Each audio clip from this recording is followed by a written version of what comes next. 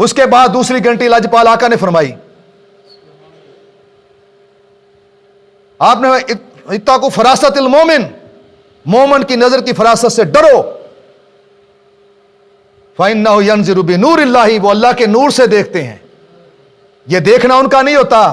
نگاہ ان کی ہوتی ہے لیکن اس میں نور اللہ کا ہوتا ہے، ہاتھ ان کے ہوتے ہیں لیکن طاقت اللہ تعالیٰ کی طرف سے عطا کی ہوتی ہے۔ میرے لاجپال آقا نے جگہ جگہ پھر ان کے لیے سندیں جاری فرمائی، مدینے والے نے جگہ جگہ ان کے لیے جو ہے نا القابات، ان کی گارنٹیاں عطا فرمائی کہ جب کو بندہ فرضوں کے بعد نفل نمازوں کی کثرت کر لیتا ہے، اللہ کا قرب حاصل کر لیتا ہے، پھر اللہ اس کے ہاتھ بن جاتا ہے، اللہ اس کے پیر بن جاتا ہے، اللہ اس کی زبان بن جاتا ہے، اللہ اس کی نگاہ بن جاتا ہے، اللہ اس کی سماعت بن جاتا ہے۔ اس یورپ کے 4 لفظوں پہ تمہیں اتنا یقین، تم کروڑوں روپے انویسٹ کر دیتے ہو جناب کہ یہ جناب اس کے پاس سند ہے، یہ کہتا ہے میں انجینئر ہوں، میں ایسا پل بنا کر دوں گا جو 100 سال تک یہاں سے ہلے گا نہیں۔ اتنا تمہیں یقین ہے، تم اس پل کے اوپر ہزاروں ٹن کی گاڑی لے کر چڑھ جاتے ہو،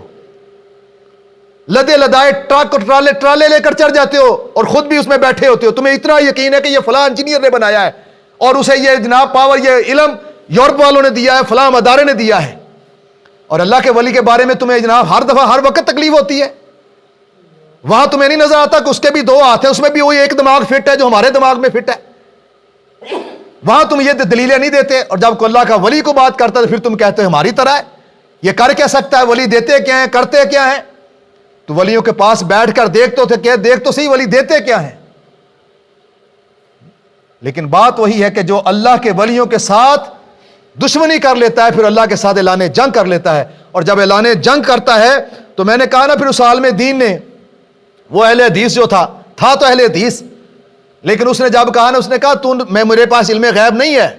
میرا آج بھی عقیدہ یہی ہے کہ علم غیب اللہ کے پاس ہے، لیکن میں اس وقت اس کتاب کو پڑھ رہا تھا، تو نے اگر مجھے بتایا کہ فلاں مولانا صاحب امام ابو حنیفہ رحمۃ اللہ علیہ کے بارے میں یہ بک بک کر رہا ہے، تو میں نے اس وقت جو حدیث پڑھ رہا تھا میرے سامنے یہی حدیث تھی کہ جو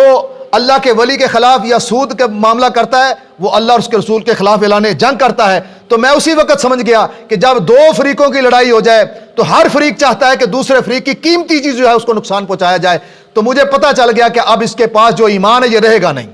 کیونکہ اللہ کی نظر میں سب سے قیمتی چیز ایمان ہوتا ہے، اللہ نے اس کا ایمان چھین لینا ہے۔ اس لیے میرے پاس علم غیب نہیں تھا، لیکن سرکار کی بتائی ہوئی یہ بات میرے سامنے موجود تھی، اور آپ کے منہ سے جو بات نکلی وہ ہو کے نہیں، وہ ہو کے رہی۔ یہ اس کا بھی یقین تھا کہ سرکار کی زبان سے جو بات نکلے گی وہ ہو کر رہے گی۔ تو اس نے کہا میں نے اس لیے کہہ دیا تھا کہ ان قریب مرتد ہو جائے گا، اور واقعی مرتد ہو گیا۔